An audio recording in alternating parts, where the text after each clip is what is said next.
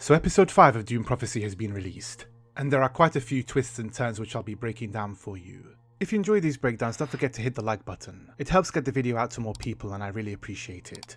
So diving straight into the breakdown, it starts off with the fleet above Salusa Secundus, and some of the planes look like the flight of birds, flowing in formation. We see a ship landing and it's no other than Sister Francesca, who we've been waiting to see, and she's played by Indian actress Tabu. Desmond assumes his role of Bashar, a title which the Emperor gives him. And again we see that piece of cloth that he's obsessed with, Bene Gesserit clothing, which will come into play later. The Emperor assembles a new elite regiment, with Desmond Hart in control. I have to say I don't like the look of these soldiers. I think it looks kind of cheap.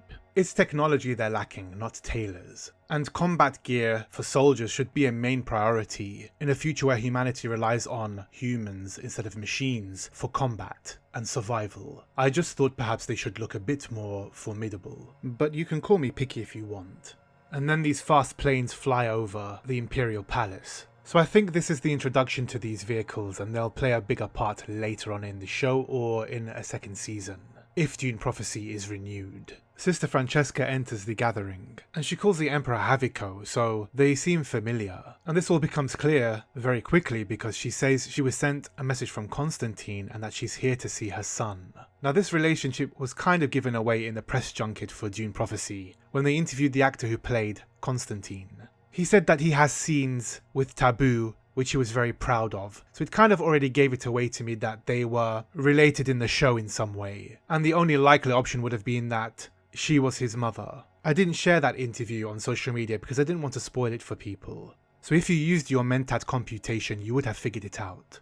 Constantine, though, comes across as a complete waste of a character, a waste of space, a waste of time. He seems completely useless, and comes across as very naive. And if that's the intention of the character, then the actor is doing a pretty good job.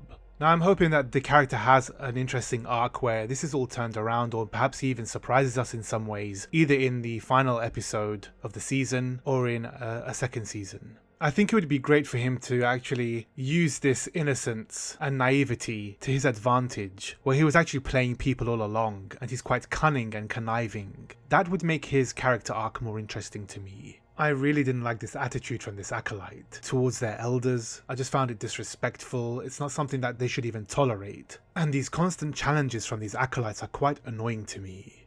I don't blame them necessarily because it seems that the Sisterhood school comes across like it's run very poorly, without keeping the acolytes in check, without keeping them reassured and comforted through troubling times. I would have liked to see a better run school, to be honest. Then Tula takes the very student that is causing a fuss and then takes her to Lila because they were friends. But it's still a very, very risky move to do on Tula's part. But Tula chooses her ultimately because she didn't experience the dream like the other acolytes do. We see that Lila is suffering some kind of abomination, just as I predicted would happen. For now, Tula seems to have it under control.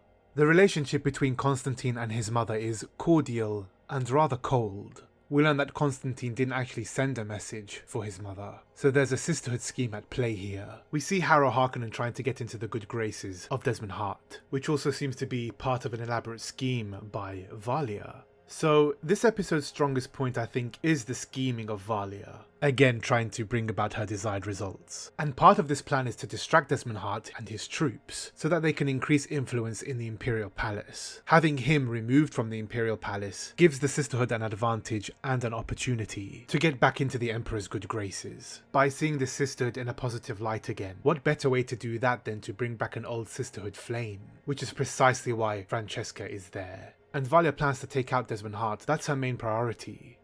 Kieran Atreides leaves an important file in his locker, which was kind of ridiculous, but this will be important later.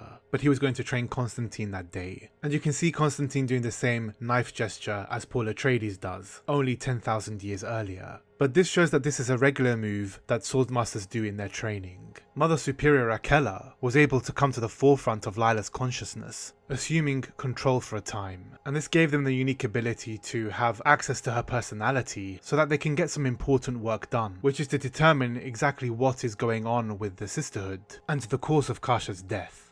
Francesca continues to work Valia's plan of imprinting upon the Emperor, which is a Sisterhood technique, to create a strong bond, and now Francesca is utilizing that bond to continue Valia's plan of Constantine taking control of the Imperial fleet. With Francesca as his mother, she will have the appropriate influence over Constantine should they need that influence over the fleet. Again, the strongest element in this episode is the machinations of the Sisterhood, which is a plus for the show because that's the main point of it. It's hard to read what Francesca really feels. She genuinely seems to have affection and feelings for Haviko, but this all could be a Sisterhood ruse. But she does care for Constantine, because she brings him up defensively in front of Valia. But she still is a sister who is willing to play the game, it seems. We seem to get some explanation as to what happens to Kasha, and that it was from an old plague created by the machines, which affects the fear center, again, the bringing up of fear, and it seems they still haven't developed the litany against fear. But what happened to Kasha seems to be linked to what's happening to the Sisterhood as well, with the nightmares, that it's an airborne virus. And this would explain how Kasha and Pruitt Riches died in different locations. And perhaps Desmond Hart is also linked to this virus, in that whatever is affecting them in the machine sense is also within Desmond Hart, or is being controlled by Desmond Hart, or is controlling him. Michaela sets up charges in her nightclub, preparing for Desmond Hart and his troops' arrival. They ransack the place, and Desmond Hart discovers that the rebels and the Sisterhood are linked. The fighting was pretty weird. The shield technology doesn't really seem to work that well. The slow blade does not penetrate the shield. The fast blade does. So I thought that was pretty inaccurate. But Michaela and Kieran Atreides make it out alive, but they set off the detonation, trying to take out Desmond Hart, exactly as Valia planned. But Desmond Hart turns on his shield and survives the blast. Didn't Valia factor in such a thing? This is what made the whole working up to that point seem kind of ridiculous. If it was possible to survive an explosion with a shield, then surely Valia should have devised another plan to take Desmond Hart out. A poison dart or something similar. Sister Michaela is sent off to a ruckus, and she displays some annoying behaviour where she seems against the Sisterhood's ideologies, accusing the Acolyte of being naive when she says the Sisterhood are her people. And to talk in front of Mother Superior Valia in that way is just incredibly rude. There's no respect among some of these sisters. Maybe I just have more respect for my elders, I don't know. Or maybe I'm just afraid of the power of her voice. Take out your blade! Anyway, Constantine discovers that file in that ridiculous hiding place by Kieran Atreides, which was basically a map of the Imperial Palace. And this is all Constantine needs to start getting back into his father's good graces, to earn his respect and impress him. Kieran is apprehended and arrested, so his cover is finally blown, in a pretty ridiculous way. But Constantine gets what he wants, his father's approval, and his thanks.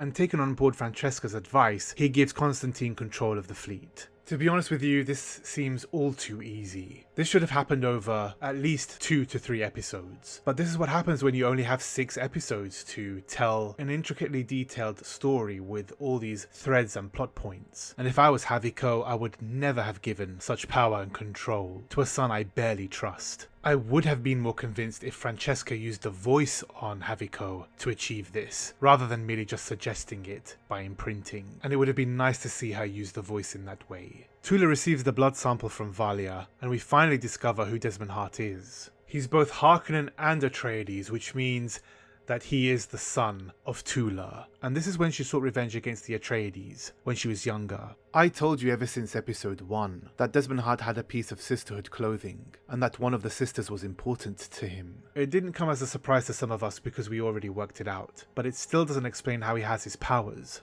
We may learn more about that in the final episode. One left, that's all we have now to wrap up this story. I'm sure there are going to be some threads that remain open, but it'll be interesting to see what they leave this show on. What did you think of episode 5? Was you surprised that Francesca is Constantine's mother? Or that Tula is Desmond Hart's mother? Let me know in the comments. Thanks for watching. If you like this video, please don't forget to like, share and subscribe, and click the bell so that you can be first to be notified of new videos. Check out some of my other Dune content or some of my other popular culture videos here.